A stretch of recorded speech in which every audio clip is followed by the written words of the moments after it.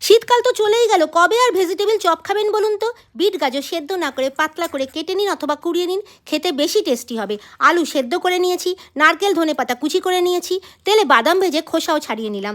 চলে আসি মশলাতে। গোটা জিরে, মৌরি, লং, গোলমরিচ, একটা শুকনো লঙ্কা, যে যেমন ঝাল খাবেন, এলাচ, দারচিনি, তেজপাতা আর আমচুর পাউডার একসাথে ভালো করে গুঁড়ো করে নিয়েছি। এটাই হলো মশলা। তেলে নারকেল ভেজে তুলে নিলাম। কড়াইতে তেল দিয়ে পাঁচফোড়ন, কাঁচা লঙ্কা, আদা বাটা দিয়ে বিট দিয়ে দিলাম, একটু নুন দিলাম, ঢাকা দিলাম। বিট যখন বেশ নরম হয়ে আসবে তখন গাজর দিয়ে দিলাম, গুঁড়ো মশলা দিলাম। দেখুন বিট গাজর থেকে যে জল বেরিয়েছে তাতেই কিন্তু সেদ্ধ হবে, আলাদা করে জল দেওয়ার দরকার নেই। যদি সেদ্ধ না হয় একটু জল ছিটিয়ে দেবেন। মিষ্টি হিসেবে গুড়ের বাতাসা দিলাম। আলু সেদ্ধ, নারকেল, বাদাম ভাজা, ধনেপাতা সব দিয়ে পুর তৈরি হয়ে গেল। হাতে অল্প ঘি মাখিয়ে পছন্দ মতো শেপ করে গুলে রাখা কর্নফ্লাওয়ারে ডোবান আর বিস্কুটের গুঁড়োতে মাখান আর তেলে ভেজে ফেলুন। নিজেও খান, অন্যদের খাওয়ান। এইভাবে বানালে আপনার হাতের ভেজিটেবল চপ তারা কোনো দিন ভুলবে না, গ্যারান্টি দিলাম।